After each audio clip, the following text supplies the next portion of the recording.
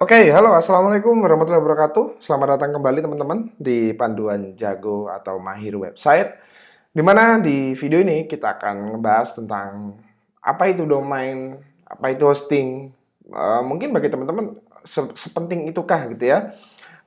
Tapi ini sangat-sangat mendasar dan penting banget sebenarnya untuk mereka yang baru belajar memahami tentang website gitu ya. Nah, jadi di video ini kita akan memahami dasar dari apa itu domain dan hosting, gitu ya. Nah, di sini kita akan ngebahas apa itu domain dulu, gitu ya. Seperti yang saya jelaskan di video sebelumnya, domain itu ibarat sebuah kehidupan ya, seperti perabotan yang kita punya, gitu ya. Jadi domain itu kalau kita ketik misalkan di sini ada google.com. Nah, ini adalah sebuah website dari Google. Misalkan teman-teman ngetik di halaman misalkan di apa ya? Misalkan Quora misalkan ya. Nah, jadi ada quora.com. Nah, ini adalah sebuah website termasuk misalkan facebook.com. Nah, ini adalah sebuah domain gitu ya. Ini adalah sebuah domain yaitu domainnya facebook.com. Pada intinya domain itu adalah alamat website itu, ya, nama websitenya. Oke. Nah, terus kalau hosting itu apa? Nah, gini. Hosting itu jika ibaratkan sebuah rumah gitu ya. Jika domain tadi itu perabotannya, maka hosting itu adalah rumah tinggalnya gitu ya, tempat tinggalnya. Oke.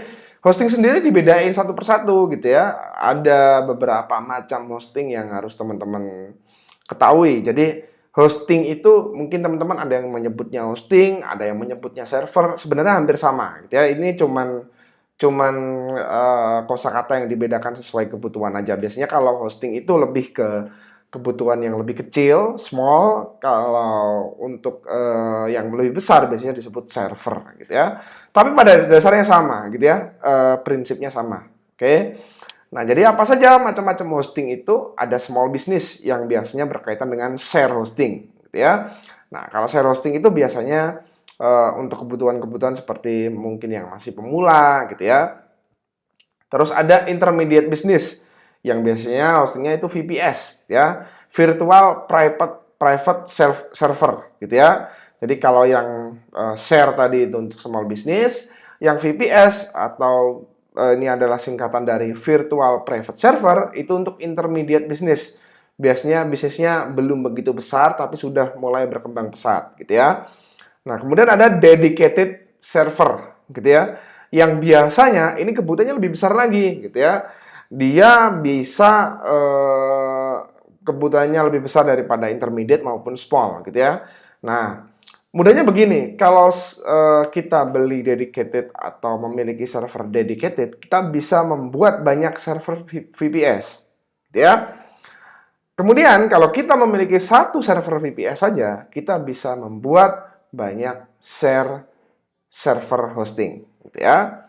Nah, itu adalah cara mudahnya untuk menganalogikan. Terus ada cloud, gitu ya, cloud server.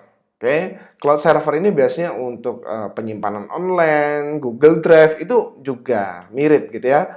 Jadi ketika teman-teman itu memiliki sebuah server, yang dimana saat ini bingung mau milih server yang mana, tentu ini sangat-sangat penting sekali. Sedikit sharing juga untuk teman-teman, kalau kita masuk di halaman web hakhost.com, ini tempat saya biasanya beli domain, beli hosting gitu ya.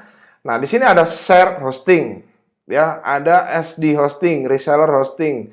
Nah, ini harganya lebih mahal, lebih apa ya? Tidak bersahabat lah ibaratnya gitu ya untuk para pemula kalau dia sudah semakin naik ke reseller hosting misalkan. Di sini juga kita bisa memilih misalkan ada share web hosting, semi dedicated. Ini banyak sekali macam-macamnya. Tapi itu secara bahasa ya, dibedakan secara penulisan aja. Tapi secara ilmu atau kebutuhan juga itu hanya 4 ini, gitu ya.